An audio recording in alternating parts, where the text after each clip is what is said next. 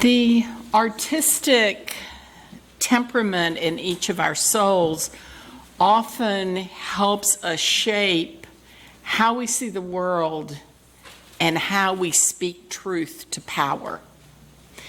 James Baldwin wrote this on the artist's struggle for identity.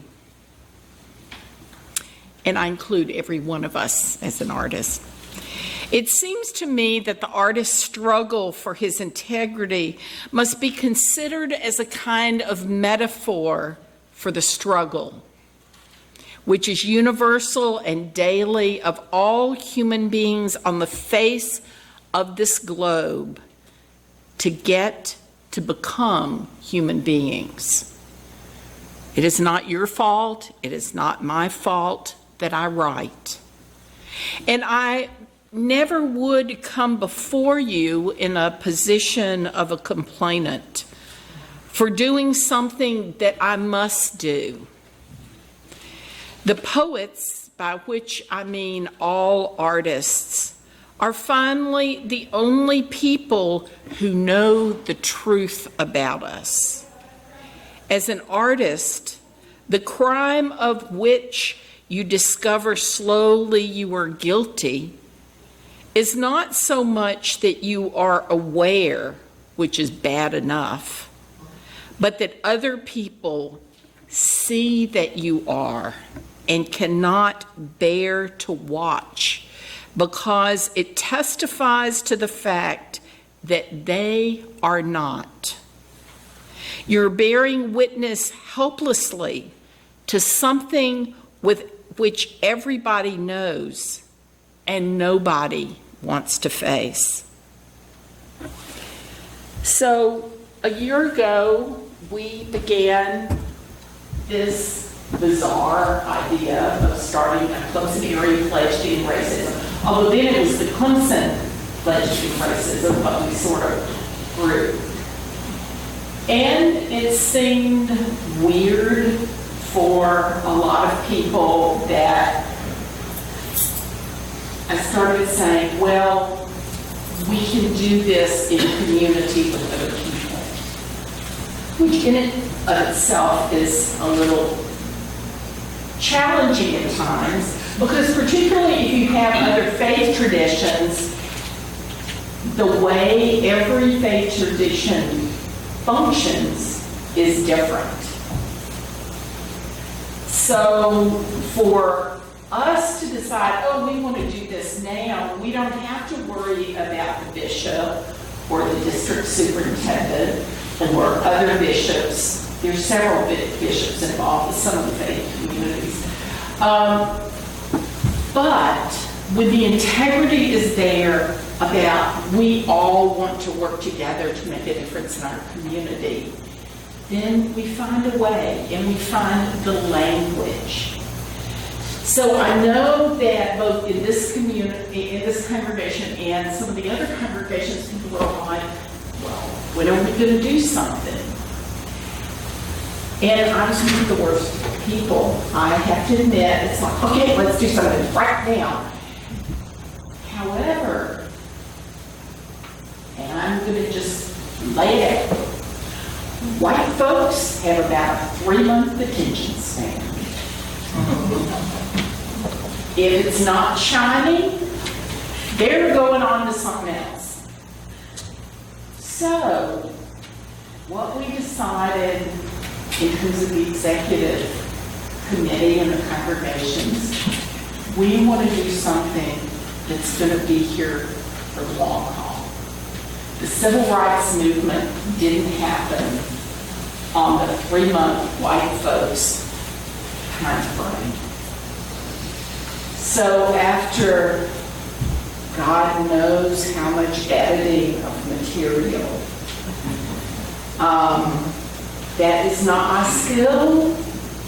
Bless Teresa Pizzuto and Stacy Reichert, who is from St. Mark's United Methodist in Seneca. So they spent a huge amount of time. We built relationships. Just last week, I had lunch with the minister at Pendleton First Baptist to talk to them about coming in.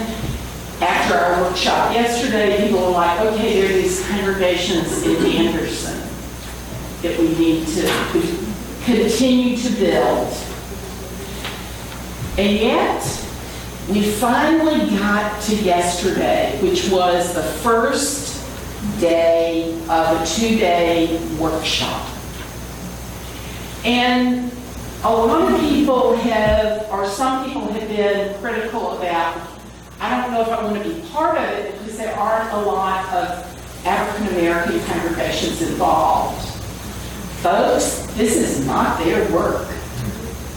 This is our work. And once we have a history, then African American congregations will join. They have no reason to trust this movement yet. And each of us has our work to do. So imperfect as it is, we had our workshop yesterday, and it was not about, this is what we're going to do tomorrow. It was starting with, when were you first aware of race?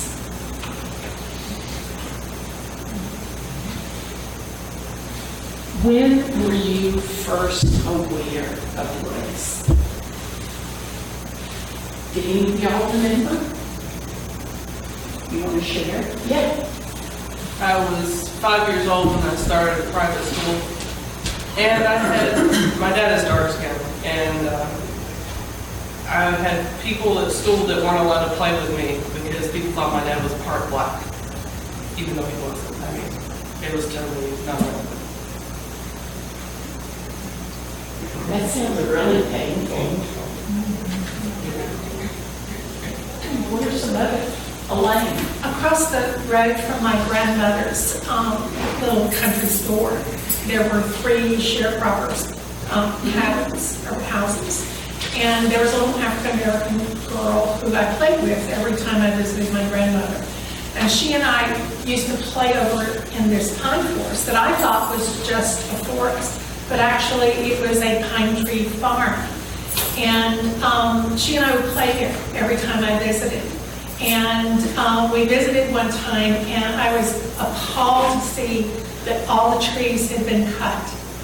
And I went to her just so upset, and it was she didn't care, and I couldn't understand why she didn't care. She said, it's just trees. And I was sitting on the front porch of her mother's house, and I was talking to her mother, and she said to me, she said, honey, she said, we cut crops. We pick cotton, we pick corn, and we cut trees. This is how we make our living. And it took me until I was probably 5 or 6 years older before I really came to understand that their view of the world was very much different than my own. But it was also, that was their survival. That was their survival. And you didn't have to worry about that. Exactly. Yeah. Exactly. Yeah. That was a hard lesson. Any others? Marty? Well, I grew up in Pensacola. My grandfather was a regional manager for Nabisco. He had a black man named Jake that worked in the warehouse. And Jake's mother was my maid. When I was very young, from 1 to about 4, I guess. Helped my grandmother out. And then Jake's son, I was allowed to go fishing with him on Saturday. And all these years we became very close friends, but I realized by about age 4, we never raided their house and they never raided our house. I remember asking my grandfather about that, and he explained it. That's just not the way it is. And so I think what happened yesterday in the early part of the day is people were sharing these deep memories that a lot of tears, there were a lot of things that were said that from people's core. Memories also of where we grew up, for those of us who are sort of my age, decades ago. But there's also shame involved with some of those memories. So how can we begin to free ourselves from what triggers us so that we can authentically engage with a movement for anti-racism that doesn't become about us instead of about the work. And so I think that was one of the things I found really significant about this particular program and adapting it to us, because you're not starting with the, okay, I've got the cause and I know we know better. No, it's about, I've got to do my own work before we can transform the world. It is about transformation, but it starts with transformation itself. So we spent, 7 or 8 hours? I mean, it was, I don't know about anybody else, but I was pretty exhausted by doing it at home. But in this, we were building relationships, not only with UUs, even though we were essentially half the people who were there, but also people in some faith communities, which is why, now I just claim Laurie, so didn't even realize her hand was up. But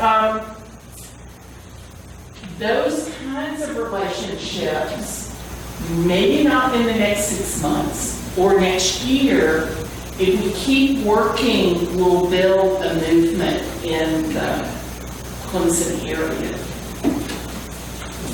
Carol. Well, my memory is with high school. I worked at a department store, B. Berry's in downtown Columbia, and I had to wait on black people. And that was the first time I've ever had to be in the same room with them. Because the schools were not integrated. Yeah. And the societies were very We're not at all. So it's sort of like, so I got exposure to that. And it wasn't until I was in the 10th, 11th grade when my high school became integrated. And that was because it was the national law, 68. I remember being in a seminar, and this is a named senior moment. I'll remember it maybe next year. But anyway, it was the president of Spelman College, who grew up in Florida. Her grandfather was the first millionaire in the state of Florida. And her experience of race was that even though her grandfather was so wealthy, she and her mother and her grandmother had to shop at the ladies' clothing store after hours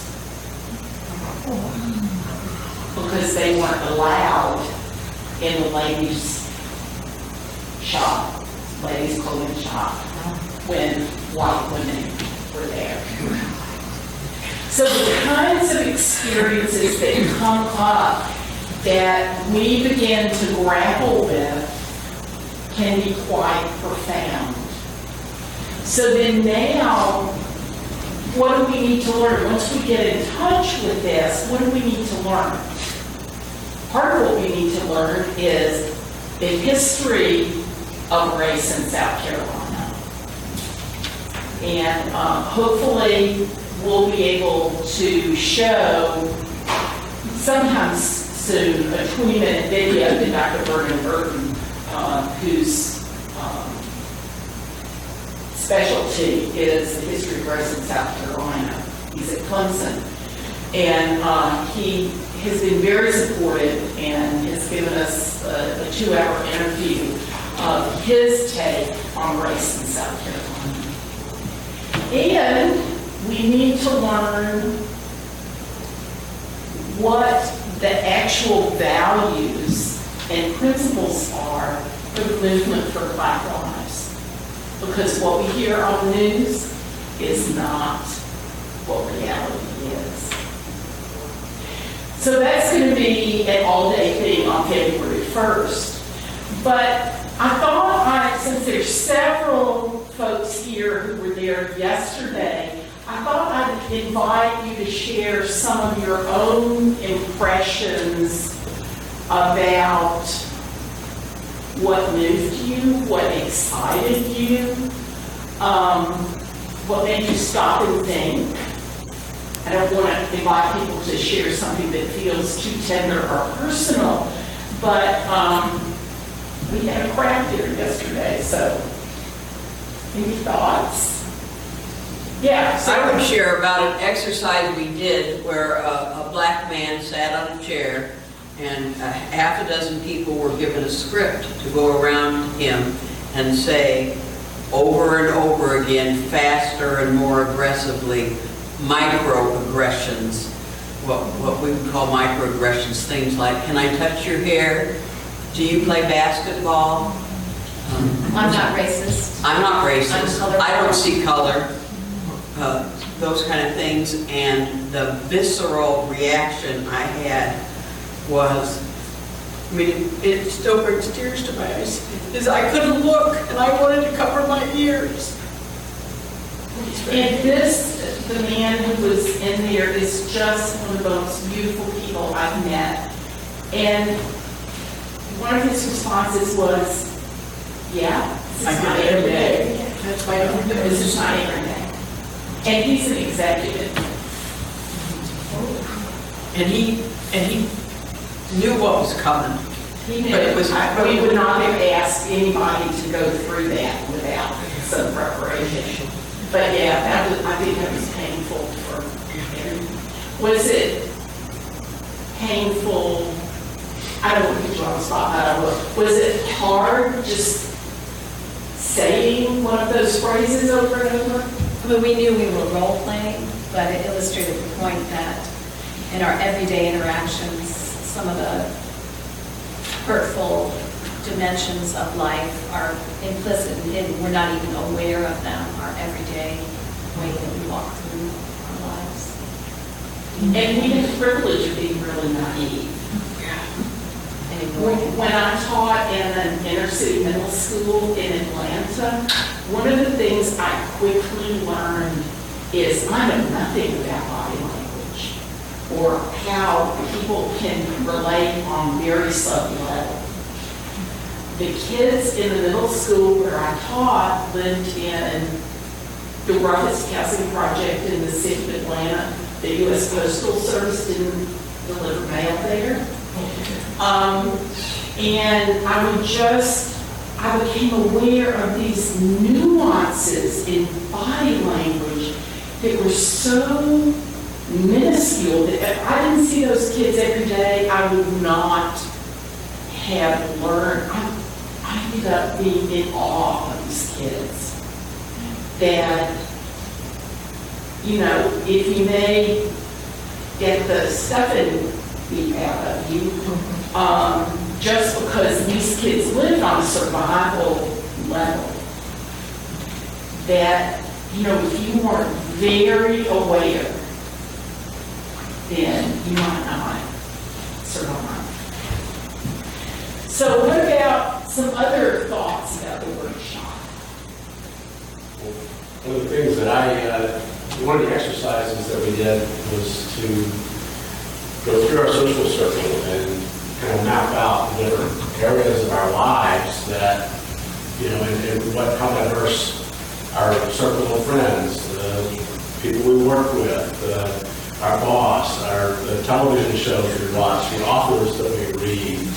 And that was one of my eye-openers, one of my many eye-openers during the workshop was to find out how monoculture, how white my entire sphere is, from authors to television shows to people I live with, work with, associate with. And that was something that was an aha moment for me that said, you know, I need to do something here. Terry asked me to help launch the helped be a part of the team that was launching this coastal area pledge a little over a year ago. And I approached it saying, sure, I'll help out, but I don't know what I can offer. I haven't done any kind of anti-racist work. I haven't done anything up until this point. What I realized is that Terry was seeing an opportunity for me to grow and learn and work on this because I needed it and I didn't realize it. So thank you. Well, Lori, get her Until this workshop and the exercise of going through your sphere and seeing on paper just how right you are and how blatantly unaware is very gut-wrenching. But I am grateful for the opportunity to be broken wide open so that can come in. It means a lot to be in the room and be willing to risk. I mean, this is because it really does shake up a lot of times our core sense of what we understand about our world.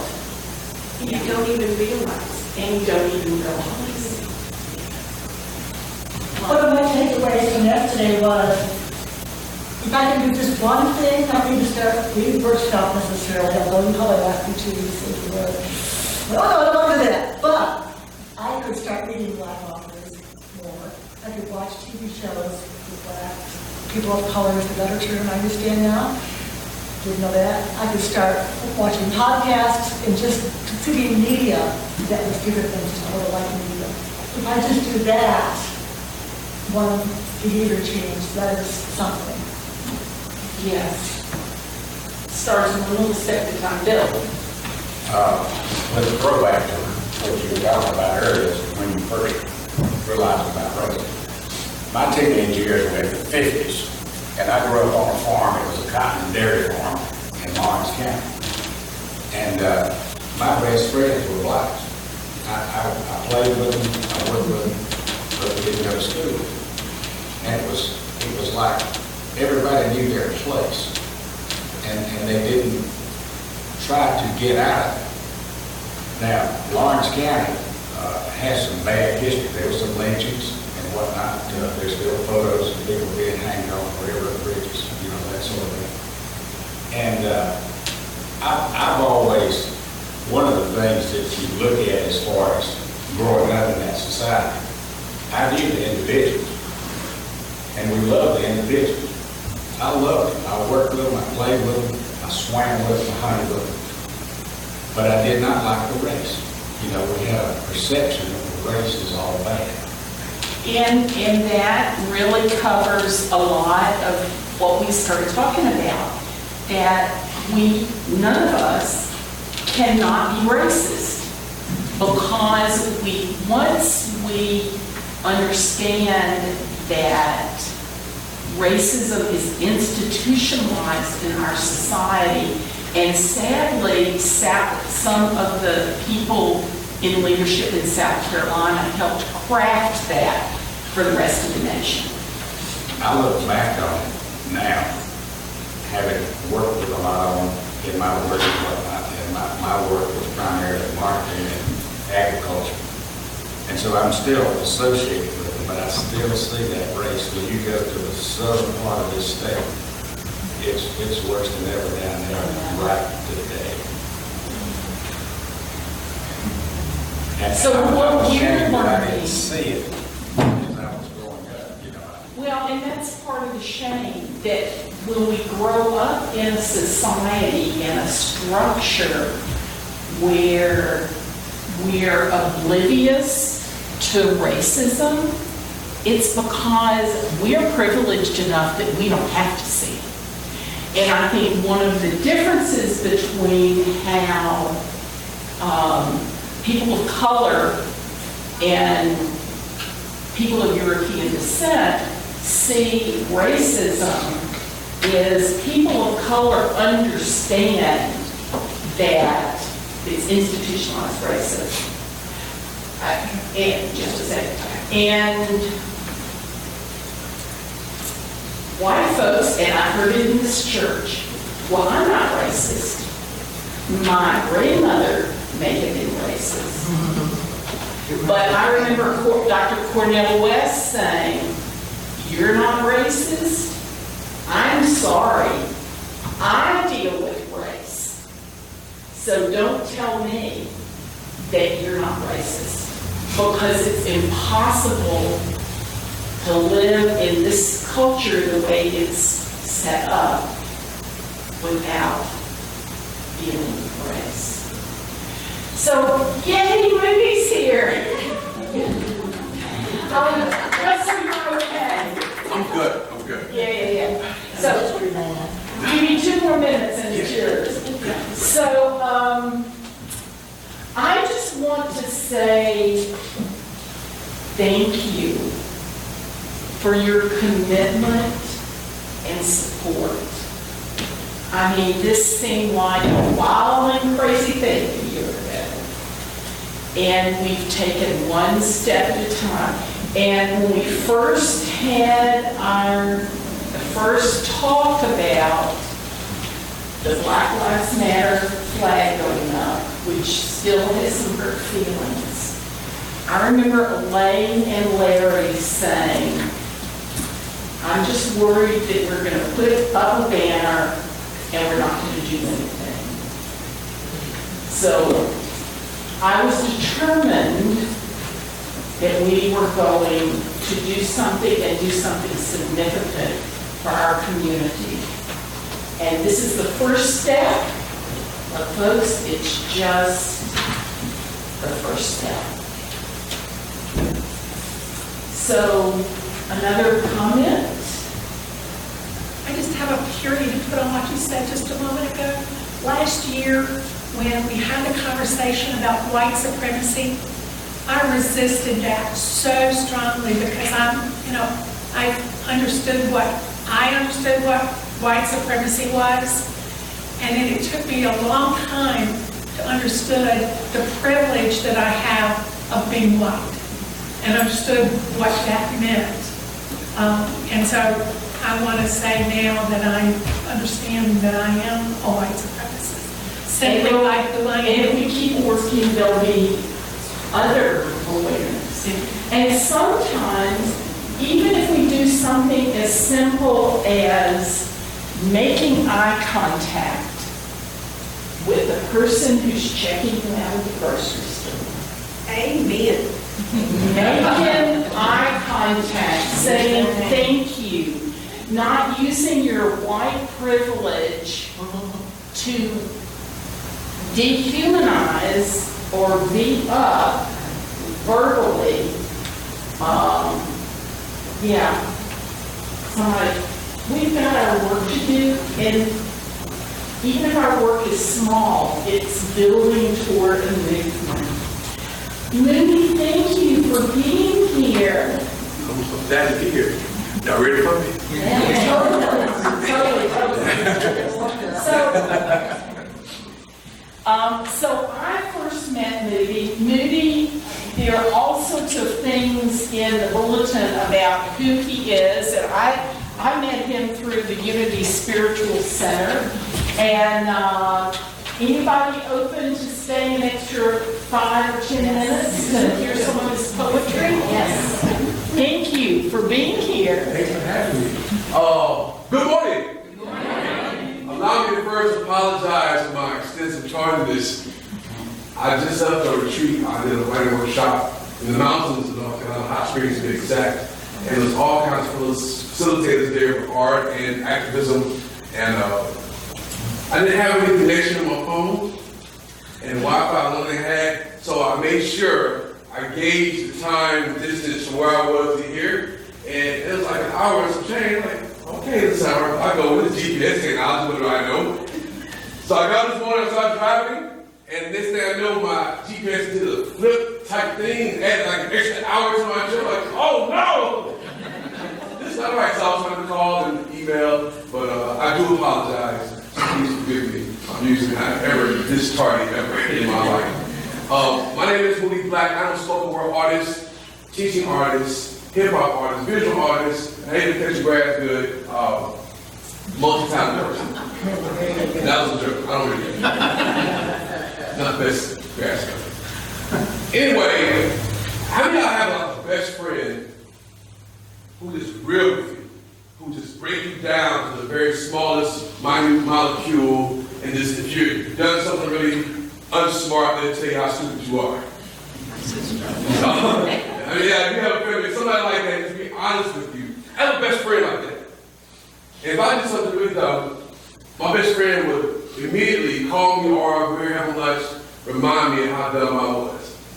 And would tell me that I should have known better, I should have been smarter, like they're my parent almost. And deep down, if they wasn't my friend, if I didn't love them, I wanted to punch them in the mouth.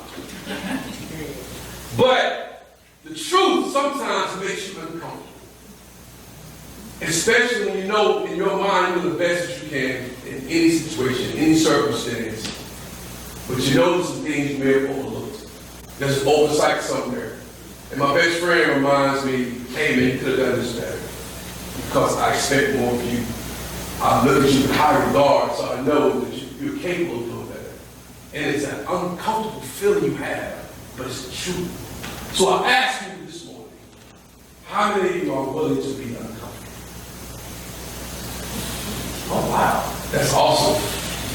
Because that's the truth in our society that we have to face. And I know y'all expect me to all use a bunch of poems. I have poems, don't get me wrong. But I do have some things in my heart I want to discuss. So I like to speak and talk and perform. That's cool. Right? Oh, keep it on. I know, this is probably late for y'all. And in the black community, our church hours service is like 3 hours long. It's always like an hour-long testimony. The preacher's like I say a little bit more, so forgive me, I'm used to that. Anyway, I remember growing up, 3rd grade to be exact. One of my best friends at the time, his name was Billy. Billy was a young, 9-year-old Caucasian boy. And we knew racism existed, but we didn't deal with it directly. And we didn't understand it, because we're like 9. Who really understands a lot what's going on in the adult world at 9? Well, maybe nowadays, access to information and technology. We didn't have internet then, but we was like, what's the big idea? We put our arms side by side, man, this makes sense. You're white, and you're pink, and I'm brown. What's the issue of black and white? We didn't understand anything. But as you get older, you start seeing some of the things that's reflected from this institution called racism. And what's happened a lot of times when you don't have the education, the knowledge about what's really going on, or you misjudge someone only because of how this mild thing, the fatness of what's going on. Especially in our community, we're losing a lot of young black males. Not only to this violence within our own community, but when we step outside of that, we don't know if we'll be mistreated by a police officer or somebody who just feel like they like the way we look. So it's a constant survival mode we put ourselves in every single day. Honestly, y'all, I've had some situations myself. Not too recently, a car broke down on the side of the road, called roadside service, and I had 2 police officers stop me, just come by and see if I'm okay, which I'm grateful, they're really nice. But the first thing I did was I saw the car pull beside me, I immediately had my hands up. Immediately. And I'm just chilling because my car tore up.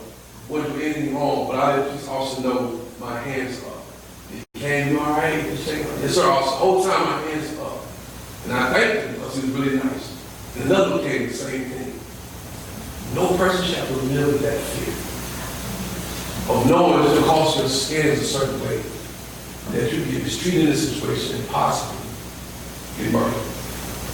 Now, I understand I'm very real to the event that there are criminals in this world. And criminals have no color. But somehow or another, there are police officers who feel like are associating crime, blackface, immediately. And they're on the defense, they come to the car right. And that's what we live with every day. So, I have a poem about that. I have children. And I try to have, I have conversations with them to prepare them about some realities and truths in this world. And Photo poem by 28 people. Lord, it's so hard living this life of constant struggle each and every day. Many are blind and cannot find the truth, cause no one seems to really know. But I won't accept this is how it's gonna be. Devil, you got to let me and my people go. Cause I wanna be free, completely free. Lord, won't you come save me? My daughter was told me that every night when she go to bed, she sleeps with a small picture of her little brother right beside her pillow at night. See, my daughter, she loves her little brother. Both born from different mothers. Never taught my kids about being half siblings. One of my ancestors once told me that God only made people whole. Then how come the police try to treat us our freedom? So immediately, my mind flashed. 10 years ago, seeing my daughter and my son. My son, face filled with 4-year-old aggression. He was mutant in his spirits. He looked at the edge of the crowd. He screamed, "Black Lives Matter!" He screamed like this teenager on his 4-year-old teeth. His older sister reached for his left hand to make sure he was safe as we marched with his little truth in her eye, close eye on his every step. She turned around and asked, she said, "Dad, how come we marching?" So I told her that he was marching because they don't want us to do. They don't want to show the world that they're mad and sad. Deep down, I was mad and sad because black folks still watching. So my mind flashed again, 10 years from now, see my 28-year-old daughter still watching, screaming for the justice of the murder of her father. My mind flashed 10 more years, see my 38-year-old daughter still watching, holding a picture of her son, holding a picture of her father, holding a picture of her brother, hoping y'all get the picture. I'm hoping y'all get the picture every week somewhere. Somebody loses a brother, loses a father. Somebody right now got a daughter on the bed with a picture of their little brother right beside their bed. They'll never see him again. We are mad and sad and refuse to be broken. How come we keep being reduced to a fraction of what we're supposed to be? One of my ancestors once told me that God only made people whole. How come the police try to take us our freedom? How come black folks still watching? We've been watching since 1942 and we're tired. And our shoes ain't got no more souls to give.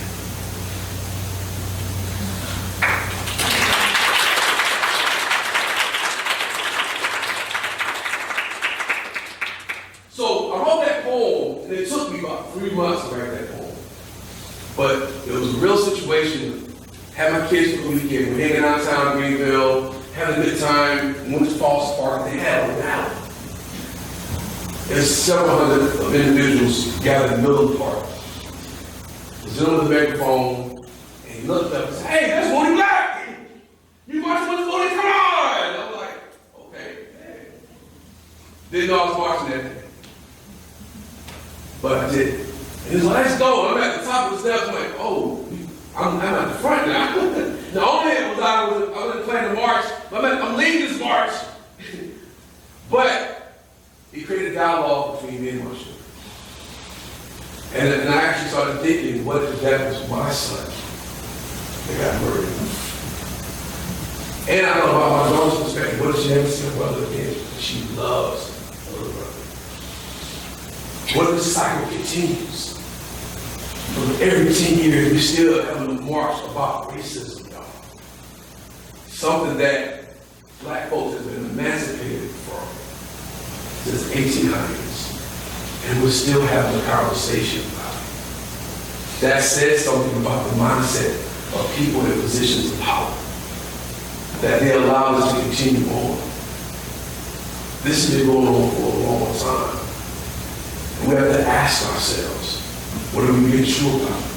What can we do to fix it? And I always tell people, one thing is to have an opportunity to have dialogue. It's like we are now.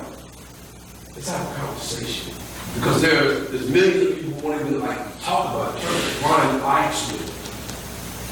And when I had this conversation with a lot of people, the first thing they say is that, why do you keep saying racism? Racism doesn't exist anymore. Why have you been hiding under? It's an institution that can prevent you from getting a job, getting a house, a loan. Any other real thing you should have as a human being, sometimes it prevents you from having it. And I see it firsthand, y'all. I've been in positions where I've had jobs where I was able to interview and hire people. And I had a supervisor. Nah, I don't hire that person. This person's qualified. Nah, I want this person for you. Repeatedly happened. That's why I'm glad I'm not in that position anymore, because I've seen it. Only because of how the person looked. Not because of the qualifications. I've seen it firsthand. So it's very, very, very helpful. You want to help to have this dialogue, to ask what can I do. One of my favorite books, autobiography of Malcolm X. And I remember reading a chapter in there where he said he regretted, because in flashback, he was at Harvard, I think. And this young white lady came to him and said, Mr. Malcolm X, I applaud what you're doing to help your people. He asked him, what can I do to help? And at the time, he said nothing. It went on. But he regretted that. In his book, he said, you know what, I wish I would have had that young lady and sat her down and we could have worked out something, how she could contribute to this cause. One of the biggest regrets he had. But I'll be thankful for anyone who say, hey, how can I help? Because we all need each other. At the end of the day, we're people. We're all people. We have to see that first. All right, so I'm tired about it. I'm sorry, I'm getting my soapbox. So, there's a real big issue with how people say things and what words come out of their mouths in relation to this. And I never forget when I first heard the big word. Mama, what's that? I'm a kid, what's that? And have that conversation with your child about a word that's very derogatory that another group of people call you.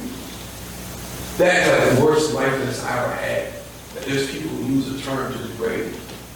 How do you have that conversation with your child? To sit down with your child, hey, these people are going to call you this. Stuff you can do about it. Just suck it up and know that you're better than that. You are a human being.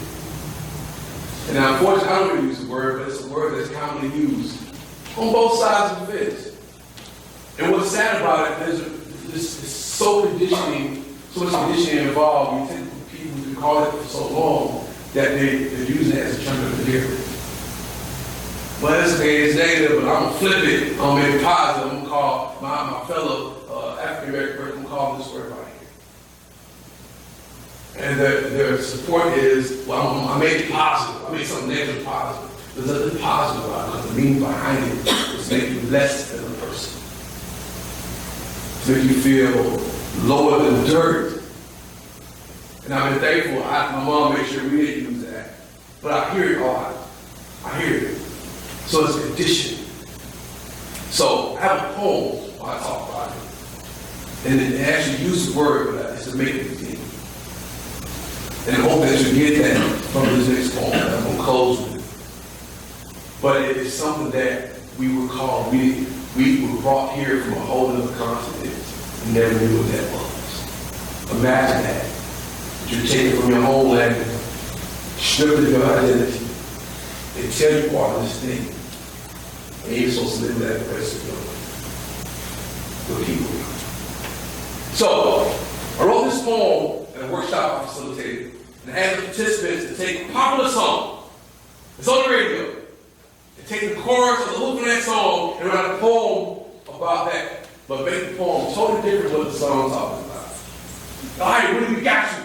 Then it was like, you gotta do it too, Moody. I'm like, oh, okay. So this is that poem.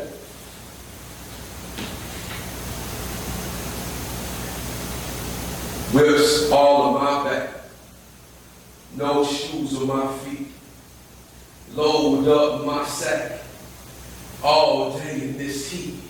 I'm picking cotton, I'm sweating, woo, picking cotton, I'm sweating. Woo! Picking cotton, I'm sweating. Woo! Master crack that whip. Nigga. Is what he called me. But I never knew what a nigga was till I got here. Got on the boat, smell of oat and pea pack type of side mama there, but I didn't know this would be the last time I see mama there or master. He got a sister. Took mama, took wife, took children, took manhood, took religion. It didn't take long. He showed good at that thing called took. He said, you will be in the field. From sun up to sun down, pick fast, work like a machine. I developed strong wrists and fingers took some custom dry bristles that blood dripped on that cotton, that red on that white. Looks like peppermint candy, but it was nothing sweet. Heat screaming its intensity at us like master screaming at us not picking fast enough, but this ain't for no house bill. Serving tea wearing blasphemy. Talking about you dark skinned, you dark skinned, you picky. I'm talking about you trying to run with it because it's so quick. And I wonder, will I ever see a homeland that feels their vast and beautiful, ability to buy? I can see a river. That same river where we used to cool our warm bodies. I used to wash my wife's beautiful feet. I used to splash water on my children. I could stand in their laughter. Mama say, soon it'll be my turn to be a king. Only to wake up soon to be served. On the boat. Smell of oat and pea pat type of side mama there, but I didn't know this would be the last time I see mama there. Because my mama, she gave up her will to live, took mama, my wife, in chains, screaming why, took wife, no, don't take my babies, don't take my babies, took children. So I saw the spirit of the ancestors to break these chains. I gotta fight witchcraft like lightning. I gotta fight witchcraft like thunder. I gotta fight witchcraft like give me your freedom, nigga. Took manhood. I'm used to be man. Hunched over like willows in the winter. I wonder if Master back hunched over for all the plucking of African people. Those in the sack called America. Those in the fields, vast and beautiful. Slave quarters in their body. I see a river. There's freedom beyond that river. I will not be a slave in these fields forever. I will find my family, even if I have to die trying. And if you don't believe me, just watch.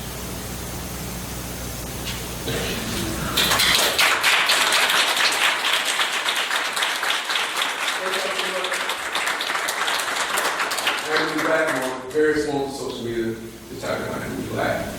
Thank y'all so much. Appreciate it.